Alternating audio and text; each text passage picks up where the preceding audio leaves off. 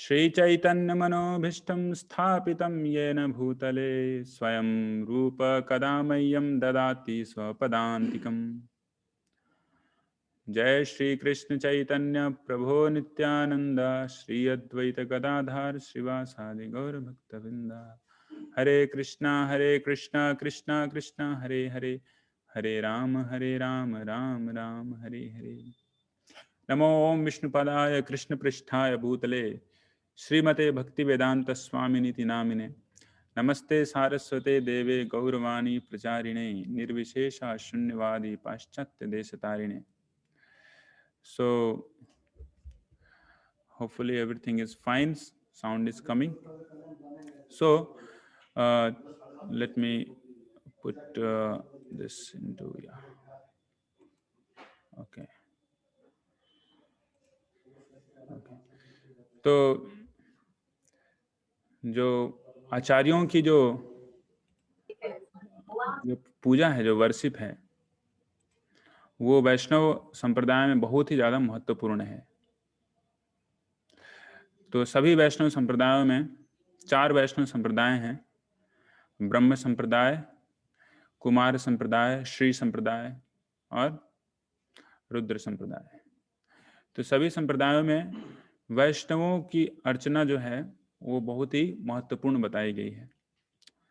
और वैष्णव की अर्चना से ही कोई भी व्यक्ति भगवान तक पहुंच सकता है। या बोला गया है, आचार्यवान पुरुषो वेदा।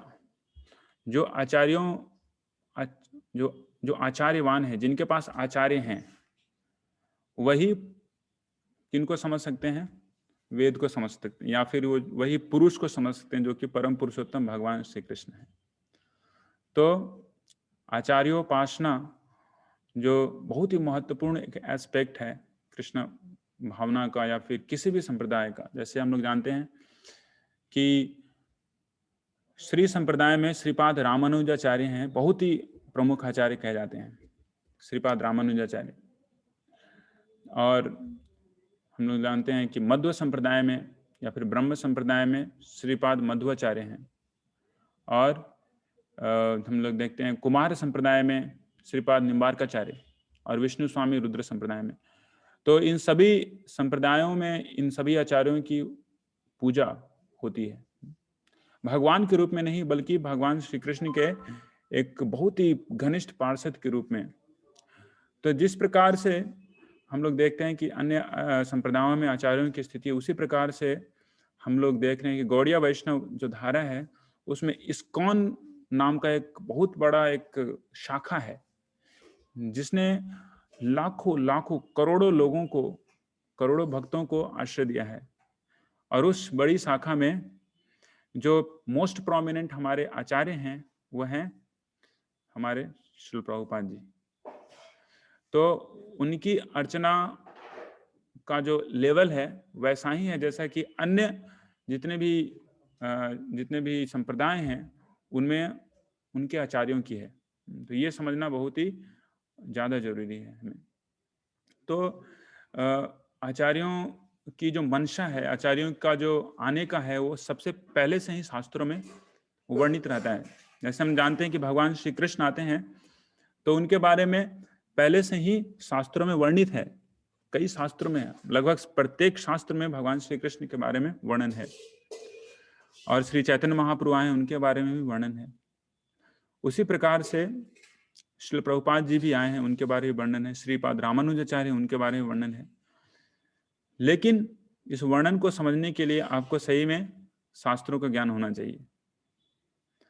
तो हम देखें पद्म पुराण में नाम वर्णन नहीं, लेकिन इंडिकेशन दिया गया है कि एक ऐसा व्यक्ति आएगा जो कि भक्ति को वृंदावन से बाहर लेके जाएगा।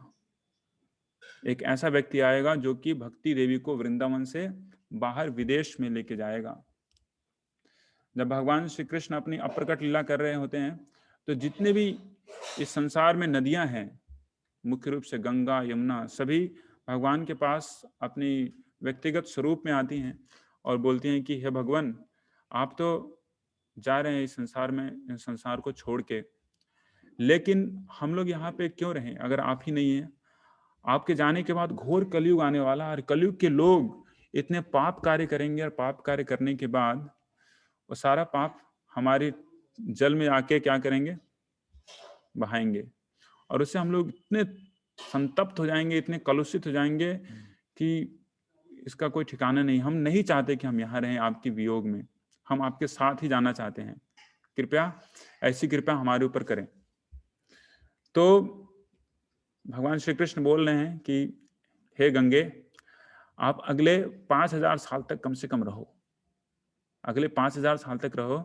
5,000 साल के बाद इस संसार में मेरे अनेक अनेक भक्त होने वाले हैं, अनेक लाखों लाखों भक्त होंगे।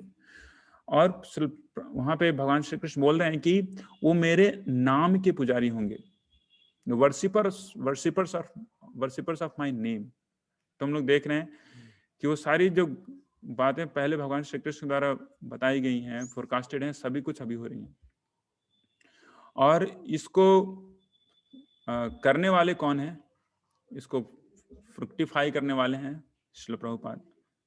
चैतन्य मंगल में इसका वर्णन किया गया है कि पूरा का पूरा संसार भगवान श्री चैतन्य महाप्रभु के नाम से प्रतिध्वनित होगा और सारे संसार के सभी जीवों का उद्धार होगा। लेकिन कुछ जीव जो हैं भारतवर्ष में होने के बाद भारतवर्ष से बाहर जाएंगे, तो वैसे लोगों के पीछे पीछे मेरा एक व्यक्ति सेनापति भक्त आएगा, मेरा महान भक्त, वो पीछे पीछे जाएगा और उनको भी भक्त बनाएगा। तो इस तरीके से चैतन्य मंगल में श्रील प्रभुपाद जी का साफ साफ वर्णन आता है। और श्रील प्रभुपाद जी जिस साल प्रकट हुए उसी साल श्रीला भक्ति विनोद ठाकुर एक किताब की रचना करते हैं 1896 में। और उस किताब का नाम होता है life of Lord Shri Chaitanya and his precept, मतलब श्री चैतन्य महाप्रभु की उनकी जीवनी और उनकी शिक्षाएं।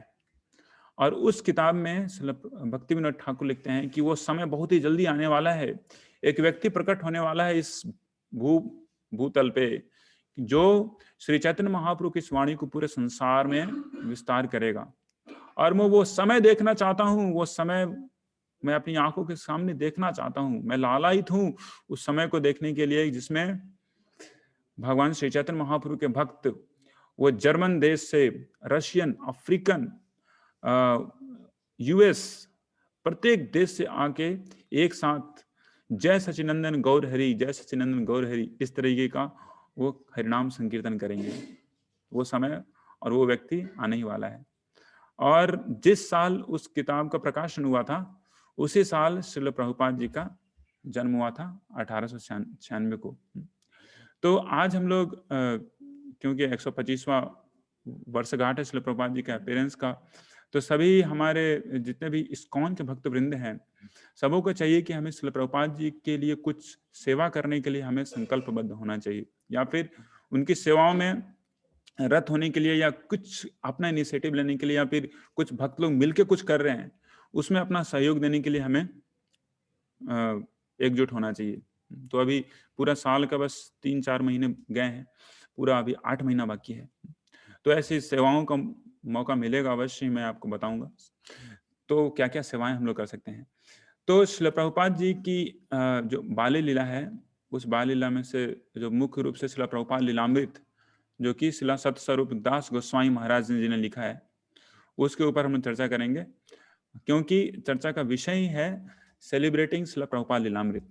श्रील प्रभुपाद लीलामृत एक ऐसी किताब है जो कि श्रील प्रभुपाद जी के जाने के बाद सबसे पहली लिखी गई थी और अब तक सबसे ज्यादा प्रमाणिक किताब मानी जाती है। श्रील प्रभुपाद जी की कहानी के ऊपर, श्रील प्रभुपाद जी की लाइफ के ऊपर सबसे ज्यादा प्रमाणित किताब कही जाती है। सतस्वरूप दास गोस्वामी महाराज को सभी श्रील प्रभुपाद जी के इतनी वरिष्ठ जो शिष्य थे उस समय, सबों ने एकजुट होकर उनको एम्पावर किया और बताया कि आपने श्रील प्रभुपाद जी के समय बहुत समय बिताया है, आपकी उनकी वाणी के साथ बहुत ही ज्यादा कांटेक्ट रहा है, तो आप कृपया इस सेवा को लीजिए और श्रील प्रभुपाद जी के बारे में उनकी बायोग्राफी लिखिए। तो इस तरीके से सतस्वरूप दास गोस्वामी महाराज श्रील प्रभुपाद लीलामृत लिखते हैं। तो आज हम लोग बाल्य लीला का चर्चा करेंगे। 7:15 हुआ है तो हम लोग आगे बढ़ते हैं। श्रील प्रभुपाद जी की बाल लीला में। तो श्रील प्रभुपाद जी हम लोग जानते हैं कि 1896 में आए थे। दिन था 1 सितंबर, और कहाँ आए थे?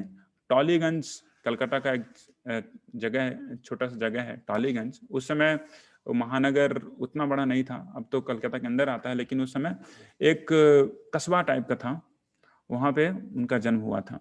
ऐसे उनका घर महात्मा गांधी रोड, जो कि आप सियालदा स्टेशन से बाहर निकलेंगे तो जो बस का जो रोडवेज है, तो अगर आप राइट साइड में जाते हैं, पुल को पार करने के बाद तो रोड आता है जो कि हावड़ा और सियालदा को जोड़ता है, उसको कहते हैं महात्मा गांधी रोड। तो उस रोड में श्रील प्रभुपाद जी का पुश्तैनी घर था। तो उस समय उसका नाम था Harrison road, 151 Harrison road. Srila Prabhupada ji के पिताजी का नाम था, आप लोग लिख सकते हैं, शायद आप लोगों को, बहुत लोगों को पता होगा श्रील प्रभुपाद जी के पिताजी का नाम। मैं चाहता हूं कि आप लोग भी लिखें चैट बॉक्स में श्रील प्रभुपाद जी के पिताजी का क्या नाम था। या मैं चाहता हूं कि आप लोग भी कुछ लिखें चैट बॉक्स में, श्रील प्रभुपाद जी के पिताजी का नाम क्या था। Yes, let me check how many of you know Srila Prabhupada's father's name. Yeah, quickly. Okay, Anna is telling Gaur Mohan De. Thank you so much, Anna. Yes. And what was mother's name of Srila Prabhupada? Okay. Argadeep also saying Gaur Mohan De. माता का क्या नाम था? श्रील प्रभुपाद जी की माता का क्या नाम था? Let me say let me see who is like the first one to respond. Rajni Devi, Hari बोल, thank you so much. So yes, okay. तो माता का नाम रजनी देवी और पिताजी का नाम गौर मोहन डे। तो दोनों के पुत्र के रूप में श्रील प्रभुपाद जी का आविर्भाव हुआ 1 सितंबर 1896 में टॉलीगंज के कस्बे में, कलकत्ता के छोटे से कस्बे में, एक कटहल के वृक्ष के नीचे। और मतलब उनका जो नानी घर था वो था टॉलीगंज में। और जब उनका आविर्भाव हुआ उसके बाद एस्ट्रोलॉजर से मिलने के बाद एस्ट्रोलॉजर ने बताया कि ये व्यक्ति एक बहुत बड़ा धर्म प्रचारक होगा और 70 साल की उम्र में वो 7 समुद्र पार जाएगा और सनातन धर्म, श्रीमद् भागवतम धर्म का वो क्या करेंगे, वो प्रचार करेंगे। तो ये मतलब इसका निरूपण पहले ही कर दिया गया था, हम लोग जानते हैं।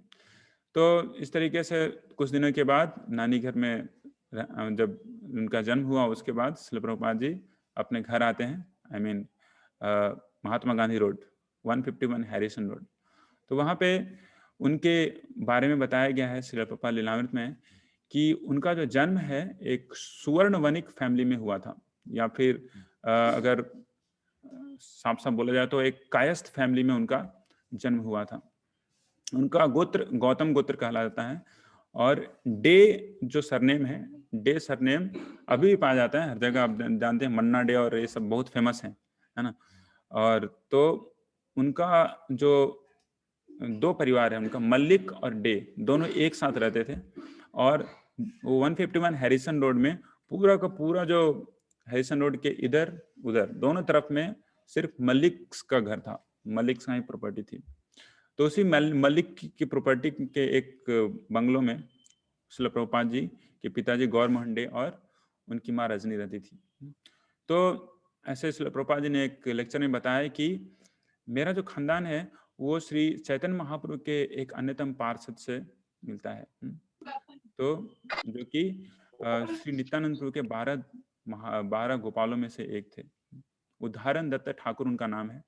तो उदाहरण दत्त ठाकुर की लीनियज में आते हैं श्रील प्रभुपाद जी, जो कि नित्यानंद प्रभु के एक बहुत ही इंटीमेट एसोसिएट थे, 12 गोपालों में से एक कहे जाते हैं। तो इस तरीके से श्रील प्रभुपाद जी का जो आविर्भाव हुआ तो बहुत ही, और वो दिन कौन सा था? जन्माष्टमी के एक दिन बाद का दिन। तो जन्माष्टमी के एक दिन का बाद का दिन जब सभी लोग भगवान श्री कृष्ण की भक्ति में लगे हुए हैं, और जिस दिन नंद बाबा उत्साह के साथ नंदोत्सव करते हैं, नंद के घर आनंद भयो जय कन्हैया लाल की, इस तरीके की जय ध्वनि जहाँ पर हर जगह पे हो रही होती है, उस दिन श्रील प्रभुपाद जी का आविर्भाव होता है।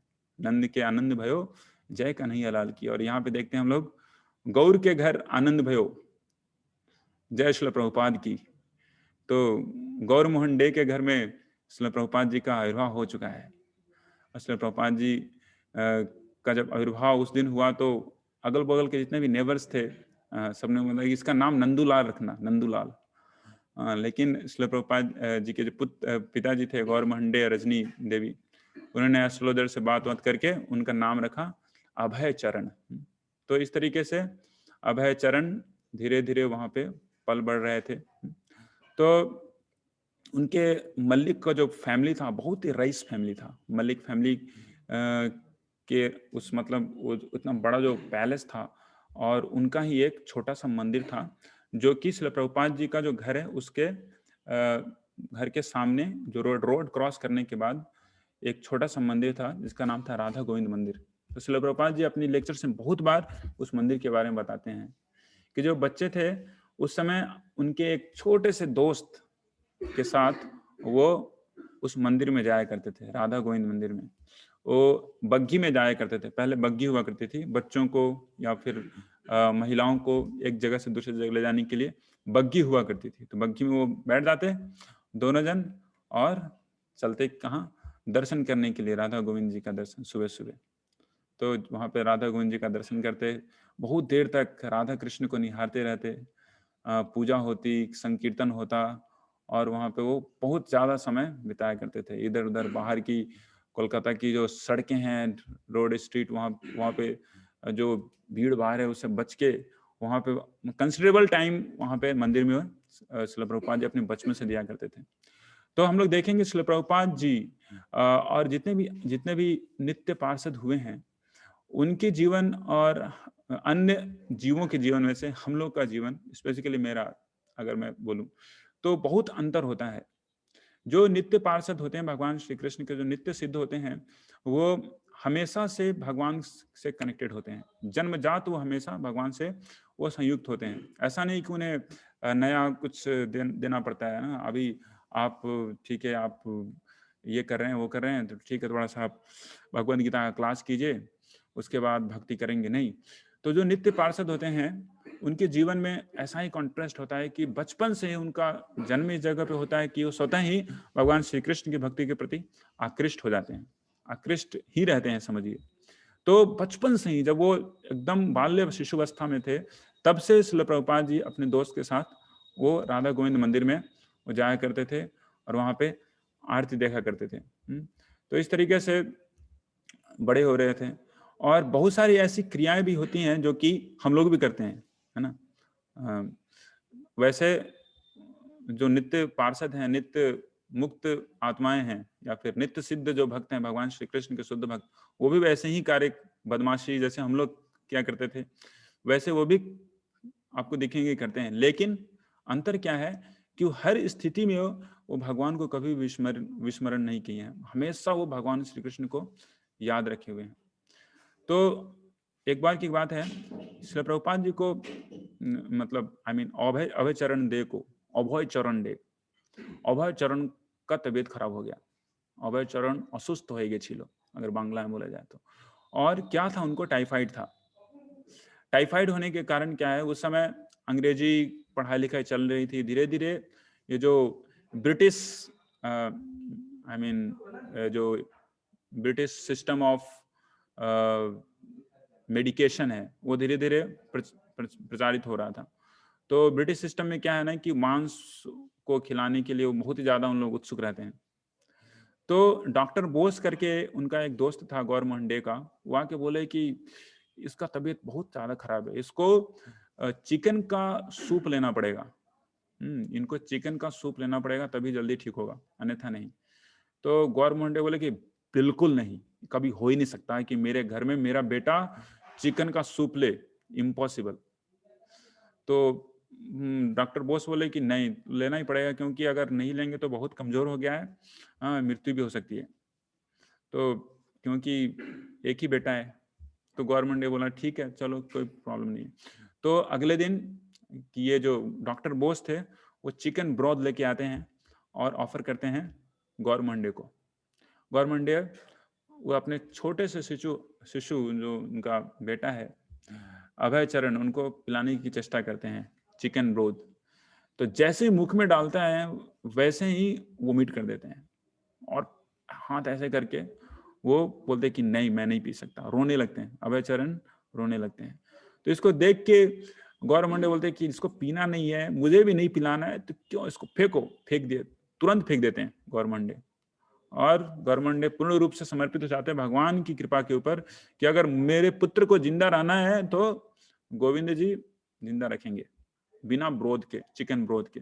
तो भगवान के ऊपर पूर्ण आश्रित होके गौर मंडे प्रार्थना करते हैं और कुछ नहीं होता है, टाइफाइड चला जाता है और अभयचरण एकदम स्वस्थ भी हो जाते हैं। तो इस तरीके से वो यहाँ पे हम लोग देख पा रहे हैं कि कैसे जो शुद्ध भक्त होते हैं, जो कि नित्य सिद्ध होते हैं, वो हमेशा इन पाप कार्यों से हमेशा ऑलरेडी बचे होते हैं। लेकिन ऐसे ऐसे कार्य भी हम लोग देखेंगे कि लगेगा कि नहीं, हो सकता है कि वो हमारे जैसे ही हो, लेकिन वहां पे हमें संभल के देखना चाहिए। जैसे श्रील भक्ति विनोद ठाकुर को बताया गया है कि श्रील भक्ति विनोद ठाकुर जब वो बचपन में वो मांस भी खाए थे, लेकिन इसका मतलब ये नहीं कि श्रील भक्ति विनोद ठाकुर नित्य पार्षद, नित्य सिद्ध महाभागवत नहीं थे। तो उसके बाद 1900 में जब वो 4 साल के होते हैं श्रील प्रभुपाद जी, तो कलकत्ता में बहुत बड़ा प्लेग महामारी फैलता है। और उस समय हम लोग जानते हैं श्रील प्रभुपाद जी बार बार बताते हैं लेक्चर्स में कि उस समय जब प्लेग महामारी फैली थी तो पूरे कलकत्ता में न जाने कितने हजारों हजार लोगों की संख्या में लोग मर रहे थे। अभी जितने लोग कोरोना में मरे हैं उसके बदौलत देखा जाए तो बहुत ज्यादा संख्या में लोग मर रहे थे जब प्लेग हुआ करता था। तो कुछ भी दवा नहीं थी, ना वैक्सीन था उस समय। तो उस समय एक बाबा जी जो थे वहां पे, गणमान्य बाबा कलकत्ता के, उन्होंने हरिनाम संकीर्तन निकाला था। और हरिनाम संकीर्तन अभयचरण के घर से भी निकला, और वहां पे अभयचरण घर से बाहर निकल के उन्होंने उस हरिनाम संकीर्तन में छोटे से बच्चे के रूप में भी उन्होंने वहां पे योगदान दिया।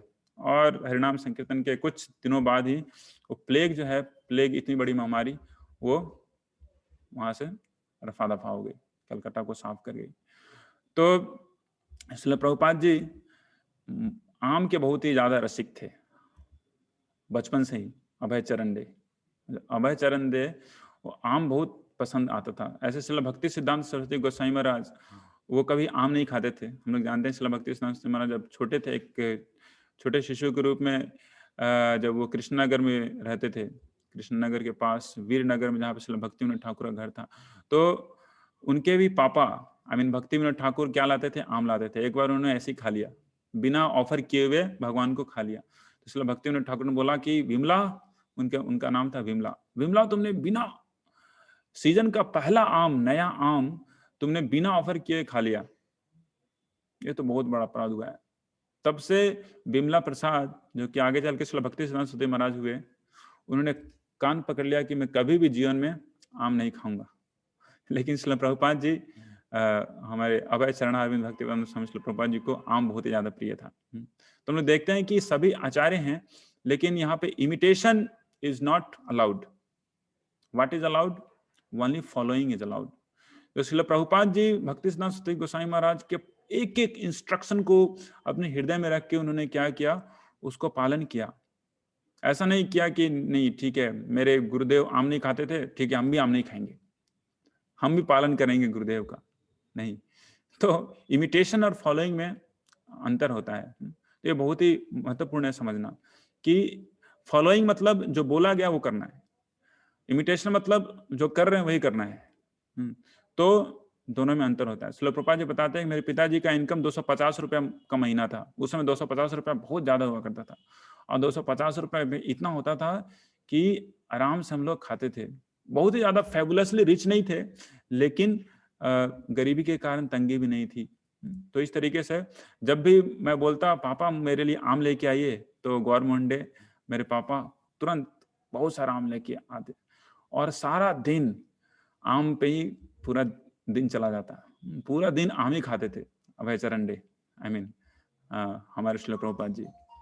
तो इस तरीके से जो गौर मोहन डे, जो अपने पुत्र के लिए बहुत ही हमेशा स्नेह बंधे होते थे, कुछ भी उनके पुत्र बोलते, अभय चरण बोलता कुछ भी, तो गौर मोहन डे हमेशा तैयार रहते कि नहीं मेरे पुत्र के लिए अगर ये चाहिए तो चाहिए, मैं उसको ला के दूंगा। और इस स्थिति में भी कभी वो उनको दिग्भ्रमित नहीं करते थे। और हमेशा सोचते रहते थे कि मेरा पुत्र महान वैष्णव बनेगा। गर्व करते थे अपने पुत्र के लिए, उन्होंने गोल बना के रखा था कि मेरा बेटा राधा रानी का महान सेवक बने। और उनको मृदंग सिखाने के लिए उन्होंने बचपन में ही एक छोटा सा मृदंग भी दिया था और एक टीचर भी नियुक्त किया था कि अभय चरण मृदंग सीखेगा। लेकिन उनकी माँ जिनका नाम था रजनी, वो कुछ दूसरा ही चाहती थी। वो चाहती थी कि मेरा बेटा ये सब क्या सीखे, अभी इसका उम्र नहीं है मृदंग सीखने का। क्या गौर मोहंडे इस तरीके से इनको वैष्णव बनाने के पीछे पड़े हुए हैं। वो चाहते थे कि नहीं, मेरा बेटा पढ़ लिख के बैरिस्टर बनेगा, लंदन जाएगा। लेकिन गौर मोहंडे बिल्कुल नहीं चाहते थे। तो इस तरीके से श्रील प्रभुपाद अभय चरण डे धीरे धीरे अपनी एज में बढ़ रहे थे। और उन कचौरी की लीला तो बहुत ही मशहूर है। कचौरी की लीला सभी लोग जानते हैं। श्रील प्रभुपाद जी को कचौरियाँ बहुत ही पसंद थी। यहाँ तक कि जब वो अपनी अंत लीला में थे, मतलब प्रचार लीला में, उस समय भी वो कचौड़ी बहुत चाव से खाते थे। तो बचपन में भी वो मम्मी को बोलते कि मम्मी कचौड़ी बनाओ, और पूरे जितने भी पॉकेट्स होते थे, ऊपर के नीचे के सब पॉकेट्स वो भर लेते थे। किससे? कचौरियों से। और पूरा भर जाता था तो बाहर में घूम घूम के वो खाते थे। यहाँ तक कि कभी कभार किसी दिन नहीं बनता तो बाहर में जो ठेला वाला जो कचौरियां बेचता है, उनके पास जाके वो खरीदते थे। तो इसका मतलब ये नहीं हमें समझना चाहिए कि चलो श्रील प्रभुपाद जी अभय चरण के रूप में वो कचौड़ियाँ बाहर के ठेला वाले से खाते थे तो हम भी खा ही सकते हैं, क्या प्रॉब्लम है। तो फिर से वही बात आती है कि हमें इमिटेट नहीं करना चाहिए। वो नित्य पार्षद थे, वो कर सकते हैं, लेकिन हम नहीं कर सकते हैं अभी। हमें ऐसा नहीं सोचना चाहिए कि बाहर में जाके कुछ भी मिल रहा है तो चलो खा लेते हैं। क्या है, प्रभुपाद जी को याद करके जय श्री प्रभुपाद, तो इस तरह से कुछ चलो कुछ देखते हैं क्या क्या मिल रहा है मार्केट में, खाते हैं, ये अच्छा नहीं है। तो श्रील प्रभुपाद जी के जो वचन है, जो कि श्रील प्रभुपाद जी अपनी किताबों में उन्होंने प्रदर्शित किया है, उसको पढ़ के हमें समझ में आता है कि बाहर की वस्तुओं को नहीं खानी चाहिए। लेकिन श्रील प्रभुपाद जी अभय चरण के रूप में वो खाते थे। श्रीमद् भागवत में बताया गया, तेजी या सामने दोष है, जो नित्य पार्षद होते हैं, जो कि भगवान से हमेशा कनेक्टेड होते हैं, उनके दोष नहीं होते। इतने तेजमय होते हैं कि उनके अंदर जो दोष सो कॉल्ड दोष जो दिखता है वो दोष नहीं है एक्चुअली। जैसे सूर्य के ऊपर में अगर कोई बादल, काला बादल ढक जाए तो उसको ढक नहीं सकता। उसी तरीके से नित्य पार्षद होते हैं, हमेशा भगवान से कनेक्टेड होते हैं। उसके कारण क्या होता है कि कोई भी छोटी मोटी जो दोष है उनमें कभी भी उनको कलंकित नहीं कर सकती, उनको धूमिल नहीं कर सकती उनकी तेज को। तो ये थे श्रील प्रभुपाद जी, जिनको कचौरी मुखी भी कहा जाता था। उनकी दादी जी उनको कचौरी मुखी कहते थे।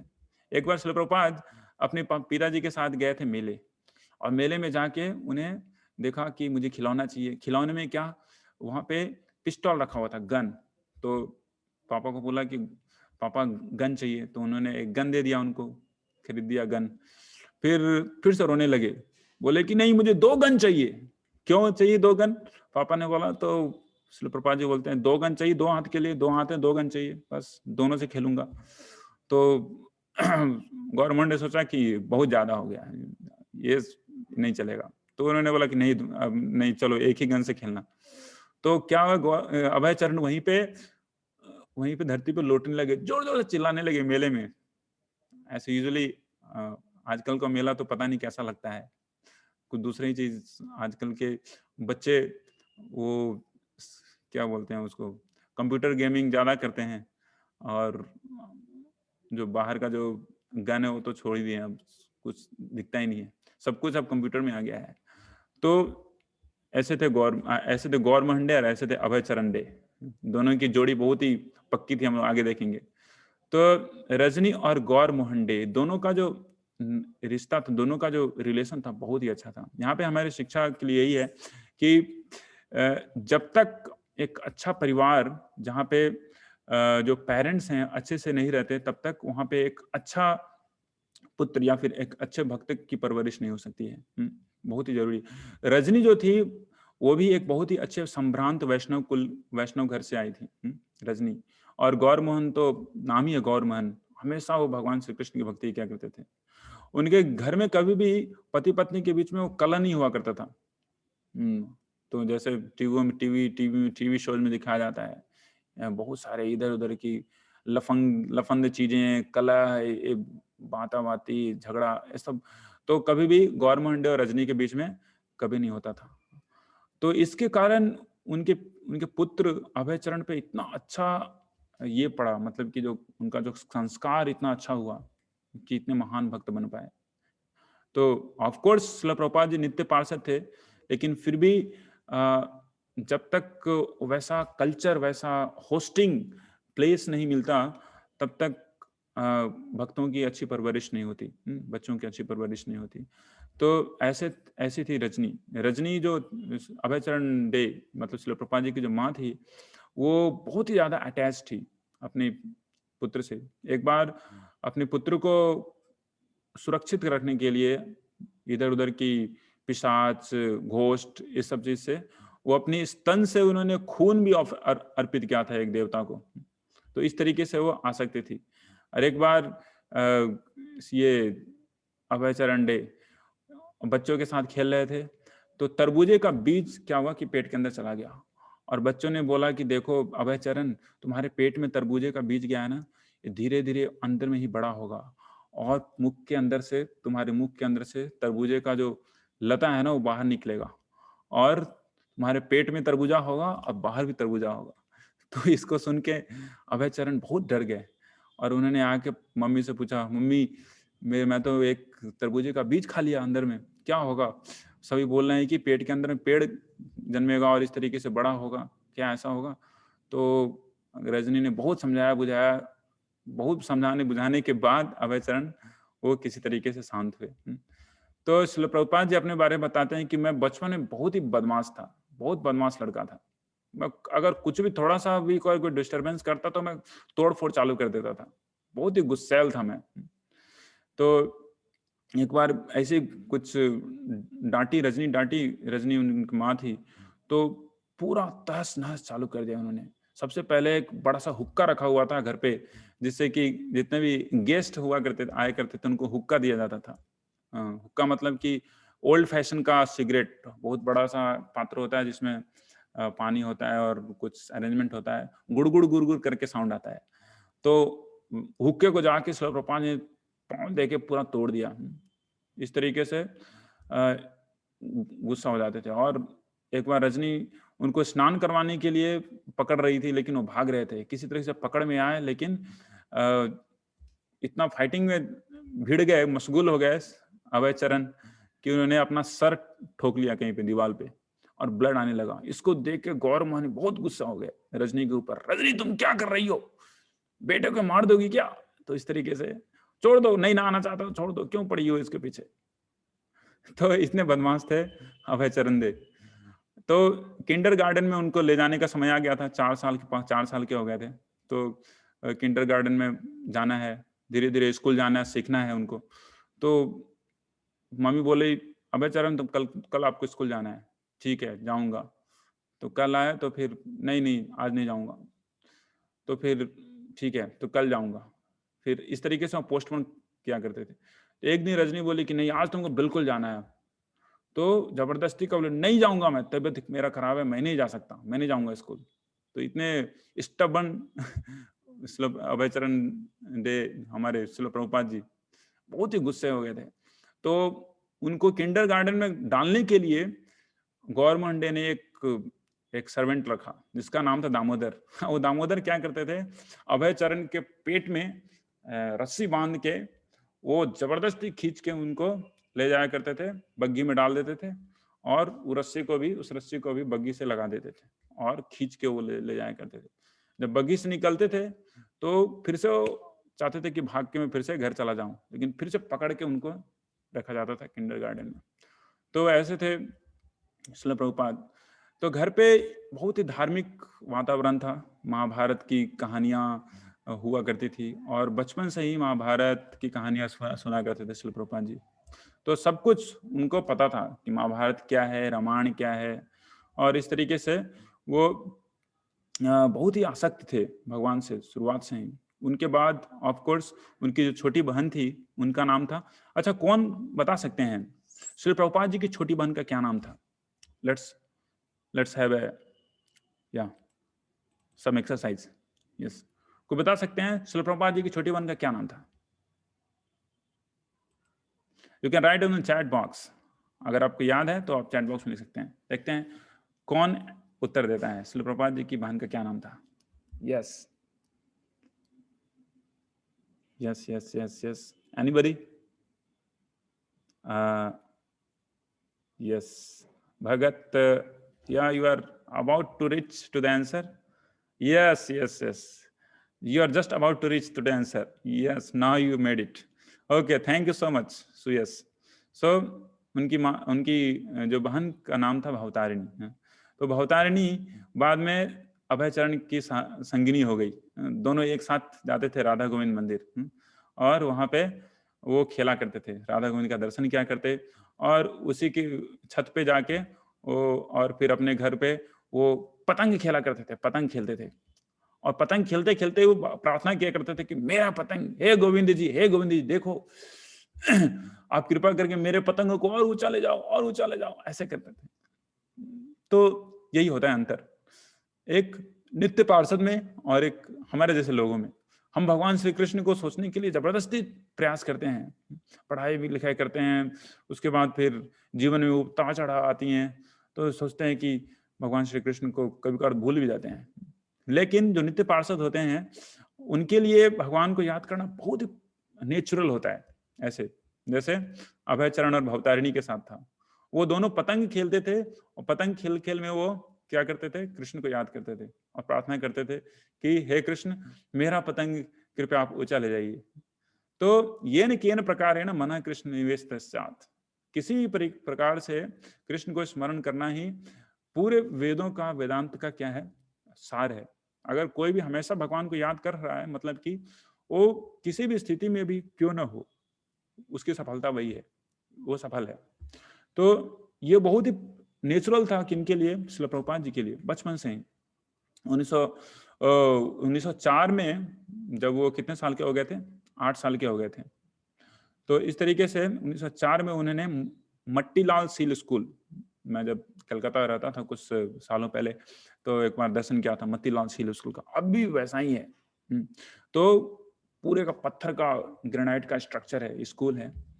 तो जब श्री प्रभुपाद जी 8 साल के हो गए थे, तो उनके पिताजी गौर मोहंडे मट्टीलाल सील स्कूल में उनका नामांकन करवाते हैं। और मट्टीलाल सील स्कूल और मलिक परिवार का ही एक अपना पर्सनल कम्युनिटी का स्कूल था, जो कि अभी भी है, जिसका स्थापना 1846 में किया गया था। और उनका जो सब्जेक्ट, जो नॉर्मल सब्जेक्ट है, वो रहता ही था। और साथ साथ में वहाँ पे गौड़िया वैष्णव धारा के बारे में भी वहाँ पे बताया जाता था, श्री चैतन्य महाप्रभु की शिक्षाओं के बारे में इस तरीके से वहाँ पे बताया जाता था। तो जब श्रील प्रभुपाद जी उस समय मट्टीलाल सील स्कूल में आए, तो उससे पहले ही वो अपने पिताजी को देख के, उनके पिताजी गौर मोहन डे के पास एक राधा कृष्ण की विग्रह थी, जो कि पर्सनली वो पूजा किया करते थे। तो उनको देख के श्रील प्रभुपाद जी इंस्पायर हो गए। अभय चरण डे बोले कि पापा, मुझे भी अपना पर्सनल विग्रह चाहिए, राधा कृष्ण, ठीक है, क्योंकि मैं भी आपकी तरह उस विग्रह की सेवा करना चाहता हूँ, सजाना चाहता हूँ, ड्रेस करना चाहता हूँ, भोग लगाना चाहता हूँ। तो गौर मोहन डे ने कभी ना नहीं बोला, और तुरंत ही उनके लिए राधा कृष्ण विग्रह लेके दिया, जिनकी वो सेवा कर सकते थे। तो इस तरीके से वो आगे बढ़ रहे थे। 1906 में हाँ 1906 में बताया गया है कि वो पहली बार ट्राम आया था। ट्राम, कलकत्ता में जो ट्राम है बहुत ही फेमस है, अभी भी चलता है ट्राम, कुछ लोग उसमें सफर करते हैं। तो धीरे धीरे चलता है, रोड पे ऊपर भी चलता है, ट्रैक्स होते हैं। तो ट्रैक्स उस समय 1906 में लग रहा था, श्रील प्रभुपाद जी वहाँ पे देखते थे। और उस ट्राम के ऊपर में वो इलेक्ट्रिसिटी एकदम नई थी उस समय। जो ट्राम का जो ऊपर का जो ये जो इलेक्ट्रिक करंट को लेने वाला एक सिस्टम था ना, अभी भी है, तो उसको देख के बहुत ही अचंभित हुआ करते थे। श्रील प्रभुपाद सोचते थे कि ये तार के संपर्क में आने से ही ये गाड़ी चल रही है। वो तो सपने में वो देखते थे कि मैं भी तार को पकड़ के अपने आप चलने लगूंगा ऐसे करके। तो इस तरीके की बचपन वाली परिकल्पनाएं वो किया करते थे। उसी समय था जब जो गैस से जलने वाले जितने भी लैंप थे, उसका स्थान इलेक्ट्रिसिटी कार्बन आर्क का जो बल्ब है ना, वो ले रहा था। पूरे कलकत्ता का इलेक्ट्रिफिकेशन हो रहा था। तो 1906 उस समय। उसके बाद हाँ, एक और बात आती है ग्रामोफोन की। उस समय ग्रामोफोन आया था 1906 में, और ग्रामोफोन को जब बजता देख के शिल प्रभुपाद जी, अभय चरण डे सोचे थे कि अंदर में कोई बॉक्स है और बॉक्स के अंदर में कोई भूत बैठा हुआ है, और वो भूत अंदर से वो इस तरीके से क्या कर रहा है, वो गा रहा है। और तो इस तरीके से बचपन उनका बीता। तो बड़े हुए तो बड़े बच्चों के साथ मिलना, मतलब सभी लोग, तो उसके बाद साइकिल चलाने में बहुत ही ज्यादा पसंदीदा थे। Cycle, I mean bicycle, bicycle चलाते थे।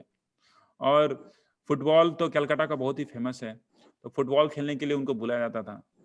तो फुटबॉल में वो सबसे इंटेलिजेंट रोल लेते थे, जहाँ पे ज्यादा दौड़ने भागने की जरूरत नहीं पड़ेगी।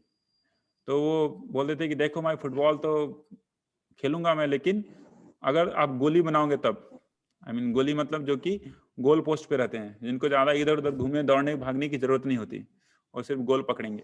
तो शिल प्रभुपाद जी बस गोली बनने के लिए जब राजी होते थे, जब वो राजी हुआ करते थे, तभी वो फुटबॉल खेलने के लिए आगे जाते थे। तो इस तरीके से शिल प्रभुपाद जी जब 12 साल के हुए थे, तो बताया गया है कि 12 साल में उनका दीक्षा हो गया था। तो कलकत्ता, स्पेसिफिकली बंगाल में जितने भी संभ्रांत घर हैं, उनको उनका ना बचपन में ही दीक्षा हो जाता है, वहाँ के उन घरों के बच्चों का। तो प्रत्येक घर में अपना अपना एक गुरु होते हैं, उनका कुल गुरु, गुरु का बेटा गुरु, गुरु का बेटा गुरु, उधर से उनका गुरु का डिनेस्टी आ रहा है, इनका यजमान जी का डिनेस्टी जा रहा है। तो प्रत्येक बैच का है ना, इस तरीके से वो दीक्षा होता था। तो 12 साल की उम्र में शिल प्रभुपाद जी का दीक्षा हो गया था। तो एक योगी से दीक्षा हुआ था। और गौर मोहन डे बहुत ही प्रसन्न थे उनके उनके पुत्र का दीक्षा हो गया है। और गौर मोहन डे बताते थे कि ये योगी है ना, बहुत ही परफेक्ट सिद्ध योगी हैं। अगर आप उनको पूछोगे कि मुझे सेब चाहिए अफगानिस्तान का, तो आंख बंद करके वो सेब ले आएंगे। तो गौर मोहन डे, अभय चरण डे ने बोला कि हाँ ठीक है मुझे चाहिए। तो उनके जो गुरुदेव थे, मतलब कि बचपन के गुरुदेव, पारिवारिक गुरुदेव, तो उन्होंने अफगानिस्तान से सेव मंगवाया अपनी अष्ट सिद्धियों से। तो इसको देख के अचंभित हो गए थे शिल प्रभुपाद। तो इस तरीके से उनका जीवन चल रहा था, सब कुछ ठीक ही ठाक चल रहा था, माता पिता के प्रेम में आगे बढ़ रहा था। तो जब शिल प्रभुपाद 16 साल के होते हैं, तो उनकी माता का देहांत हो जाता है 16 साल की उम्र में। और देहांत होने के बाद तो मतलब बहुत ही सदमा लगता है। ऑफ कोर्स जो कोई व्यक्ति 16 साल का है, उस समय अगर किसी माता पिता का देहांत होता है तो, और क्योंकि उस समय 16 साल 15 साल में आसक्त होते हैं सभी जीव ना अपने पेरेंट्स से, तो बहुत ही सदमा लगा था शिल प्रभुपाद जी को। लेकिन गौर मोहन डे बहुत ही ज्यादा अफेक्शनेट थे अपने पुत्र के प्रति, और गौर मोहन डे ने उनको बताया कि सब कुछ ऐसा ही होता है, होता आ रहा है और होता रहेगा। तुम्हारी माता अभी भी हैं, उनकी आत्मा अभी भी है, आत्मा कहीं मरती नहीं है, शरीर मरता है। तो इस तरीके से उन्होंने उनको समझाया, गौर मोहन डे ने उनको समझाया। तो इस तरीके से शिल प्रभुपाद जी का बचपन बीतता है कलकत्ता में। तो शिल प्रभुपाद जी की लीलाओं से हम लोग समझ सकते हैं कि शिल प्रभुपाद जी बचपन से ही हमेशा भगवान श्री कृष्ण के संपर्क में रहे हैं, बचपन से ही। यही विशेष गुण जो होता है नित्य पार्षदों में, भगवान श्री कृष्ण के नित्य पार्षदों में होता है, जो कि हमेशा से ही भगवान से कनेक्टेड होते हैं, कभी वो भूलते नहीं है। तो शिल प्रभुपाद जी का जो जन्म हुआ, ऑफ कोर्स एक लीला में भूल गया मैं कहना चाहूंगा, जगन्नाथ रथ यात्रा की लीला। जगन्नाथ रथ यात्रा की लीला बहुत ही मशहूर है इस्कॉन भक्तों में। तो जगन्नाथ रथ यात्रा कलकत्ता में निकाला जाता था, प्रत्येक जगन्नाथ रथ यात्रा में, जो कि हम लोग जानते हैं रथ यात्रा तो पुरी में निकलती है हर एक साल। तो मल्लिक परिवार की जो रथ यात्रा होती थी, बहुत ही प्रसिद्ध रथ यात्रा होती थी। 3-3 रथ निकलते थे, जगन्नाथ बलदेव सुभद्रा मैया के 3 रथ निकलते थे। तो इसको देख के छोटा अभय चरण वो बहुत ही उत्साहित हो गए थे कि नहीं हम भी निकालेंगे, मैं भी निकालूंगा रथ यात्रा। तो जिद पे आ गए, पापा को बोले कि पापा मुझे भी रथ चाहिए, मैं भी रथ निकालना चाहता हूँ जगन्नाथ बलदेव सुभद्रा मैया का। तो पापा ने बोला कि अरे बेटे, बड़े लोगों का चीज है सब, उन्होंने करते हैं, हम लोग जाके उसमें शामिल हो जाएंगे, नहीं मुझे अपना चाहिए रथ। तो जिद पे आ गए। जब अभय चरण जिद पे आ जाते थे तो जब मैं एक बार ठान लेता हूं तो मैं अपनी भी नहीं सुनता। वैसे थे हमारे अभय चरणारविंद भक्तिवेदांत स्वामी श्रील प्रभुपाद जी, जिसकी परिणति है कि वो ठान लेने के बाद, अपने गुरु की वचनों को ठान लेने के बाद वो रुके नहीं, इस्कॉन को दे के ही गए। तो वैसे ही वो बचपन में भी थे, ठान लिए कि नहीं रथ यात्रा निकालना ही है। तो ये तो बहुत बड़ा हेडेक हो गया, गौर भंडे क्या करे, इधर उधर घूम रहे हैं, लुहारों के पास जा रहे हैं कि कौन देगा रथ। तो लुहार बोले कि नहीं अभी तो इतना जल्दी हम लोग बना के दे नहीं सकते, क्या कर सकते हैं, इतनी जल्दी हम आपको नहीं बना के दे सकते। तो जिद पे आ गया। जिद पे आने के बाद अंततः क्या हुआ कि घूम के निकल आ ही रहे थे घर पे, पूरा मन उदास था अभय चरण का। गौरमंडे भी सोच रहे थे क्या करूं मैं अपने पुत्र को लेके, कुछ बोला भी नहीं जाता, कुछ किया भी नहीं जाता। तो एक माता, बूढ़ी माँ आई, मतलब माता जी आई और बोली कि क्यों आप लोग परेशान हैं, क्यों रो रहा है अभय चरण। तो गौरमंडे ने बताया कि रो रहा है, इसको रथ यात्रा निकालना है, और रथ यात्रा निकालना है लेकिन रथ ही नहीं मिल रहा है, क्या करें। तो माता जी ने बताया कि मेरे पास एक पुराना रथ है, छोटा सा रथ, बच्चों का रथ, मैं आपको देना चाहता हूँ। तो गौरमंडे गए और उस रथ को खरीद लिया। और अभय चरण ने तुरंत सारी अपने जितने भी टीम थी उनके सबको बुलाया और बोला कि ठीक है आज तक वो बहुत अच्छे से सजाएंगे हम लोग रथ को। तुरंत उन पेंट वेंट मंगवाने का ऑर्डर दे दिया पापा को, अच्छा सा पूरा फेस्टन वेस्टन लगाने का, अच्छे से सजा दिया उनको रथ को। और जगन्नाथ बलदेव सुभद्रा महारानी भी लेके आ गए छोटी सी विग्रह, और धूमधाम से रथ यात्रा हुआ। जैसे रथ यात्रा एग्जैक्टली होता है, 7 दिन तक भगवान एक अपने घर से दूसरे जगह जाते हैं, वहां पे रहते हैं, उसी प्रकार से वो रथ निकाले 7 दिन तक, 8 दिन तक कुल मिला के। रजनी उनकी जो माँ थी खाना भोग पकाती थी प्रत्येक दिन जगन्नाथ बलदेव के लिए, जगन्नाथ बलदेव सुभद्रा के लिए, और अच्छे से उन्होंने रथ यात्रा किया।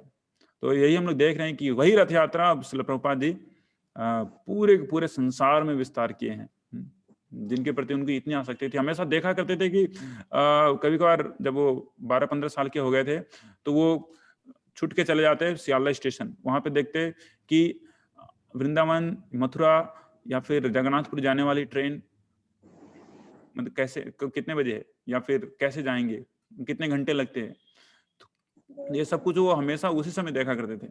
तो उनकी जो आसक्ति थी धाम के प्रति वो पहले से ही थी, सब कुछ उनको पता था पहले से ही।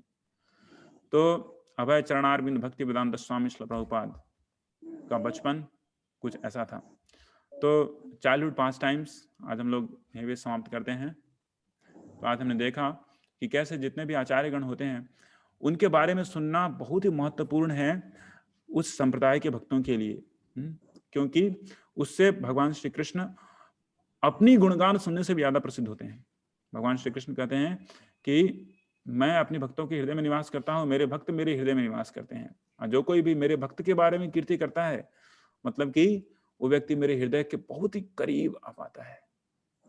तो इसलिए हमें चाहिए कि कैसे हम लोग श्रील प्रभुपाद जी की कीर्तियों को पढ़ें, सुने और फिर उसको ग्लोरीफाई करें अपने संगियों के साथ, अन्य लोगों के साथ। और मुख्य रूप से अभी श्रील प्रभुपाद जी का 125वां जन्म आविर्भाव वर्षगांठ है, तो इस मौके पे हमें कुछ चाहिए कि कुछ श्रील प्रभुपाद जी के लिए सेवा करें, कि नाम कीर्तियों को गान करें। कुछ अगर आप वीडियो बनाना चाहें तो वीडियो बना सकते हैं श्रील प्रभुपाद जी के बारे में, डुडली वीडियो स्क्राइब।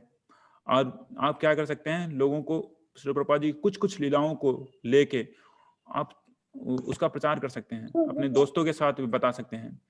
तो इससे क्या होगा कि श्रील प्रभुपाद जी की कीर्ति भी होगी, आपकी भक्ति भी आगे बढ़ेगी, और भगवान श्री कृष्ण तो अवश्य ही प्रसन्न होंगे।